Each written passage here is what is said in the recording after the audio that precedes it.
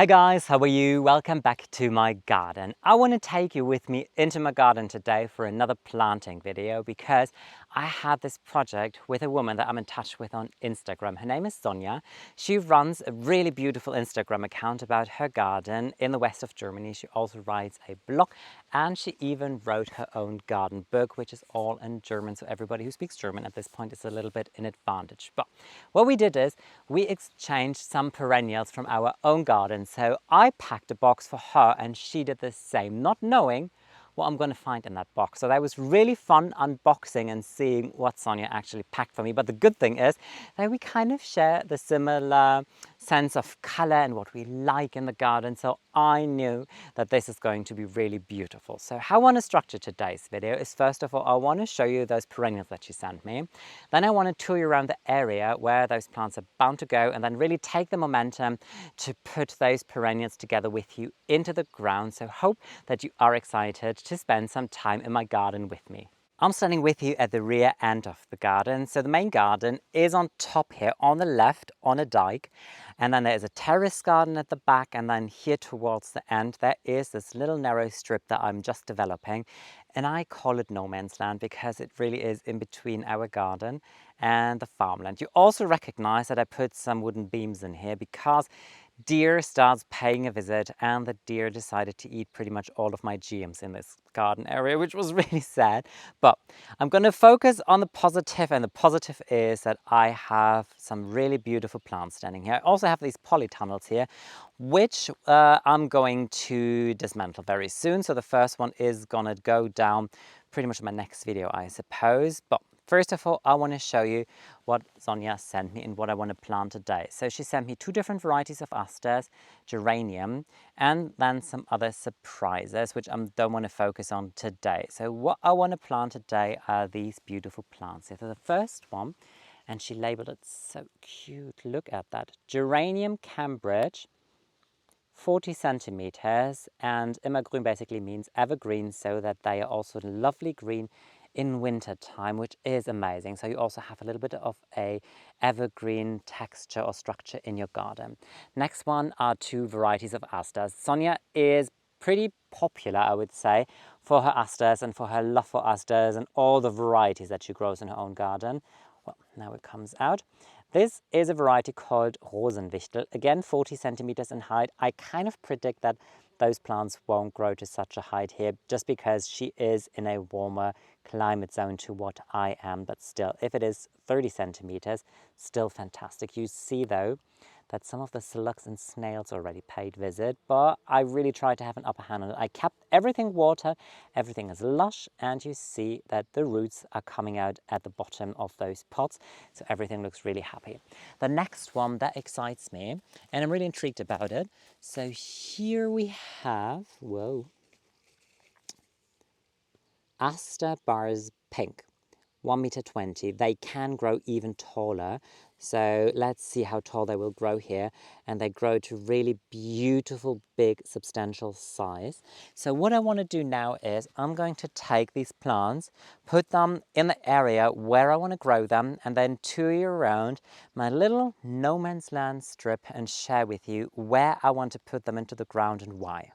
I took those tiny pots and put them where they were bound to go. So what I want to do now is walk along my meandering path here and show you how this area looks and also where I want to plant these brand new beautiful perennials. And you see them already right at the entrance here to this new area, because I thought I want to have them somewhere where I always see them. In my back there is a new vegetable garden, and it is an area where I always work a lot because I have my cold frames here, I'm having my vegetables here, and I think it's just nice to always see it and always get reminded of her and of this really lovely, nice project that we are doing. So the shorter variety of asters, I have 4 plants and they are bound to go here because I think that they will look really cute behind this wattle fence, especially when they come to bloom in the back. There are some dahlias which are going to bloom peach. Then there is a clematis that I planted together with you, which is going to bloom in a really wonderful shade of purple. And these asters, they will come to bloom in a pinkish bluish tone. So I'm really excited to see that. Then the geranium is flanking the other side. Since they're evergreen, I thought it is quite cute to have them next to something else which is evergreen, so the eucharis. So really have a nice drift here.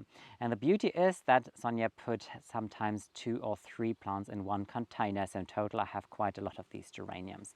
They will come to bloom also in a pinkish tone, so I think that this is really nice to have some sort of pink in summertime at the right and then in autumn time on the left. In general, my color concept for this entire area is to focus on shades of blue, pink and orange, but orange tones that have something pink, so not like brownish orange, really to have this like popsicle orange that just speaks like summer and it's just fresh and yummy.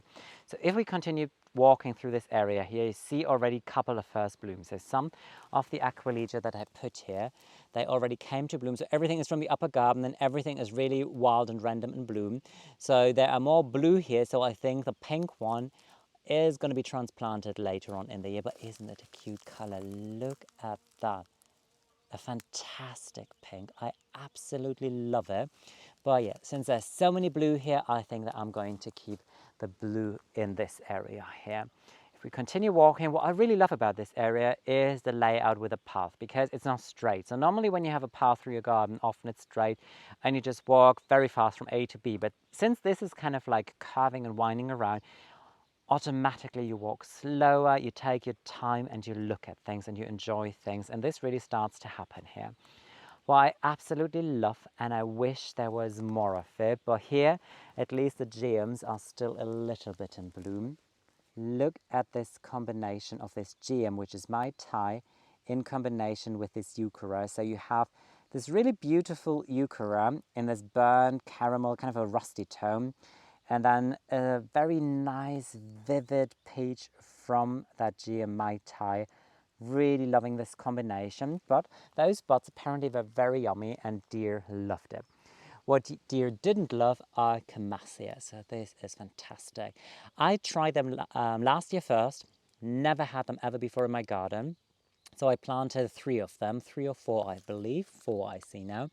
They come to bloom, they look really fantastic, and I'm like, yes, I love them. I also love anything that has a grassy, leafy kind of texture. I have to see how these leaves are going to look throughout the year. But I think this is a really wonderful start, and I believe that for next year I'm going to plant more, and I want to plant more on the other side, because what I did is I put some grasses here. This is all offspring from the upper garden. So none of these perennials were bought by me. So I think it will be really lovely to have some Camassia just growing in between these grasses. So it almost looks as if the grass comes to bloom. Then I have this really wonderful big drift of sedum here, and aren't they looking fantastic?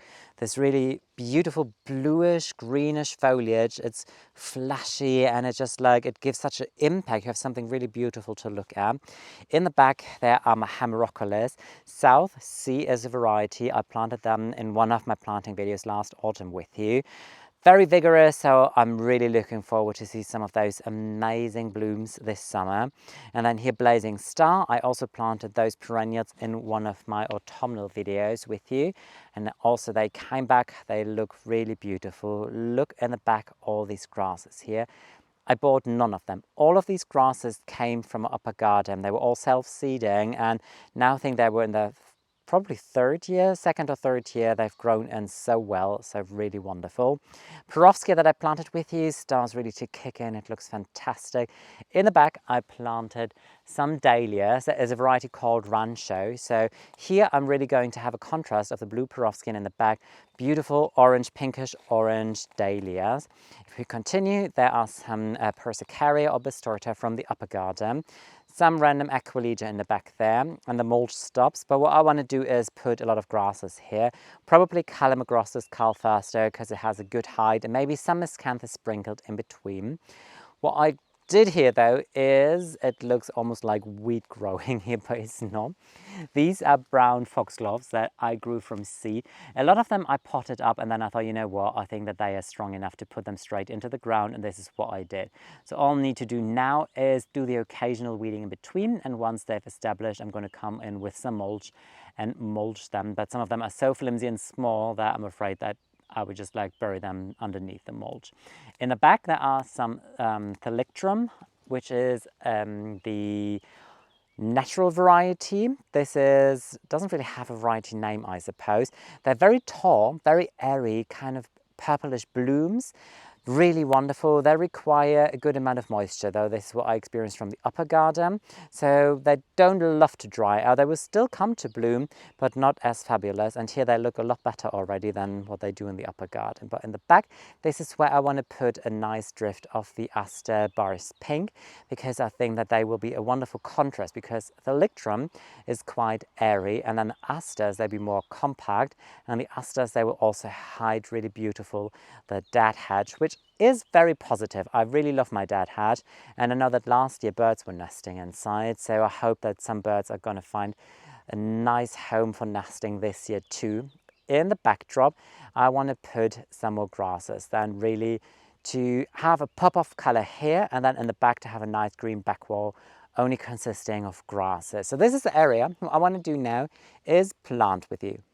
The Aster Rosenwichtel has really beautiful lush green foliage, kind of a nice deep green emerald colour, elongated leaves as you find at most of the Aster varieties, and the blooms, you can always tell that Asters belong to the daisy family. On this variety they will be in a pinkish tone, pinkish bluish tone. It's always really depending on the light situation, but this here is a very sun-filled area because it is fully southwest facing, and this is ideal for this variety because they prefer to grow in full sun.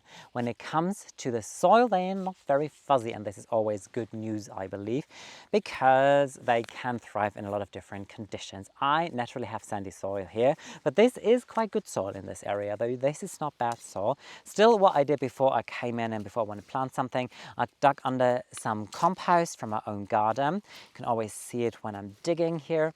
And what I will do too is, and this is something that I always do every single time I put something in the ground, I come in with some organic bone chips, just good sprinkle, maybe a little more of a sprinkle here, because they break down to nitrogen, and in the long run they feed your plants, they feed the soil, and they feed the plants. Very good root system, definitely perfect, healthy plants. Love them, and I think that they will be very happy that they are finally in the ground here. So always plant at level as it came in the container, and then firm it in nicely, and they should be happy. All the 4 asters are already planted. I mulch them in, and I even quickly water them in to make sure that I don't forget about it. So now it's time to focus on those geraniums. Geraniums, I believe, are one of those plants that really every gardener should have in their garden, and at least have one variety, or if not just one plant, because they do come in really nice colors. Those blooms appear in white, in blue, in pink, and blush, and everything in between. Doubles or single flowers. I always prefer the really open flowers where you have the pollen, so they're also good for pollinators. I already have white geranium in my upper garden, and Roseanne, which is in a bluish purple tone on the terrace garden. So this will be another addition in a pink color. Not only are the blooms beautiful on geranium, but also the foliage. Here, this is an evergreen variety, but the fun thing about it is that according to my research, and I hope that this is right, on Cambridge, the foliage changes color in autumn to a crimson tone. So I'm really excited to see if this is true. There are other varieties of geranium where the foliage is almost black, very dark and very sinister. So I believe really there is a variety for every garden. Now this variety also prefers full sun, which it's going to get here, and it likes a nice rich garden soil, which it is definitely going to get here. So in this pot there are 3 plants, good root system because they hold the soil together. So when I plant them, what I need to do is, as always, first define where they're bound to go, and then just loften up the soil a little bit. Oh yeah, the soil looks so good here. Last year in this area, what I did is all my cuttings from the upper garden, like everything from the perennials in March, April time, I suppose, everything came in here, and everything basically just like went down into the soil. I dug it under, and now it really enriched the soil. So this was quite, I have to say, one smart idea that I had. So I hope it doesn't crumble apart totally. Looks cute. Are you 3 different plants or are you 1 plant? Now I'm not really sure. You know what? I think this is 1 plant, which just came up in 3 different areas. So she propagated it from a root cutting, I suppose. I haven't asked her. There are geraniums that you can propagate so well by taking root cuttings, but not all the variety. So the native meadow geranium, according to my research, is the one that you cannot propagate by root cuttings. But this one pretty much looks as if Sonia just did that. This is also a crossbreed between two different types of geraniums. So really beautiful. One more here, one more there. And it is a cute little drift of joy. Aster Bars Pink is a very vigorous variety which comes with a towering height, and I think that this is why it makes it so interesting. If you really have a classic border where you want to have the shorter plants in the front and then the mid-sized plants, this is definitely one that can go towards the back of a border, because Sonia said that in her garden it grows 1.20 meters in height, but according to my research, in perfect ideal conditions it can reach up to 2 meters. Well, I don't think it's going to happen here, but since I had Paris Blue and it was not very stable, like it really wanted to collapse, what I want to do is to make sure if it does collapse, it can lean here at the dead hatch. But what I will also do is when I see that the flowers are open and they get too top heavy, is that I am going to come in with some hazel sticks just to support it. The leaves pretty much the same as on the previous Aster variety that I just showed you. A little lighter, a little bit furry and hairy, but again these typical elongated leaves in a really wonderful light green tone. The blooms bars pink, I mean the name describes it already, pinkish with a bluish tint. Sonia grew these from seed, and she said that some of them might not be really bars pink, they might be a little bit more towards the bluish side, which I wouldn't mind, to be honest. So I'm really excited to see how they come. If there's going to be a little bit of a mix of blooms here, I'm really going to be excited. They thrive best in full sun, so again, southwest facing, perfect and ideal. And in soil, like a little bit of a rich soil, but again, this entire area here has been enriched, so it is just a nice, really lofty, good soil. So what I do now is just define my planting hole. It hasn't rained in a while, so this is why it looks not only a little dry, it is a little dry, but just like maybe a centimeter or two, and then underneath there the soil is already nice and moist. So even though it is a sandy soil, the soil here holds the moisture pretty well. So again, that level to how it was in its container, and then off for a flying start. So excited. I think that they'd be really beautiful here in combination with the thalictrum and then with the brown foxgloves here, which are going to come to bloom next year, obviously. But I think in my mind, all of this is going to be a really cute corner of a garden. I'm one step closer into developing this entire brand new area, and the beauty of it is that, as I told you before, a lot of the plants that really come from my upper garden. As like divisions, for example, on the left you also see the bearded iris there, which is English cottage, just come into bloom now. So really I didn't spend any money on all of these because I just had them for free, and some of those rhizomes that didn't even look good when I divided them, but I just couldn't throw them away, and it's like, oh, just put them there, maybe they'd do something good there, and they did. And now I have some really beautiful plants for free. They came from Sonia, so I'm so happy about that, even though obviously they look really small right now at the moment. But isn't that cute? I love the combination of wattle fans and the asters in the back there. I can really envision it in my head already. Can't wait to see how the geranium is going to grow in. Obviously, as the year progresses, a lot more videos are going to happen here, and I'm also going to give you updates, especially late summer or September time. I think September, that will be a really beautiful month for this brand new area of the garden. That was it for today from my garden. I hope you enjoy spending some time with me in my brand new area of the garden, and that I take you with me on this journey on how I develop this entire area with more and more beautiful perennials and plants. And I really can't wait to give you updates. But more is going to happen in that area, because I think I told you in the beginning of the video that I plan on doing a cut flower garden there, and a lot of my annuals, they're really crying out to finally find their way into the ground. So I think my next video is definitely going to happen there in my cut flower garden, but that is going to happen another day. So thank you so much for watching today's video. Thank you if you decide to subscribe to my channel, or if you give me a thumbs up for my videos.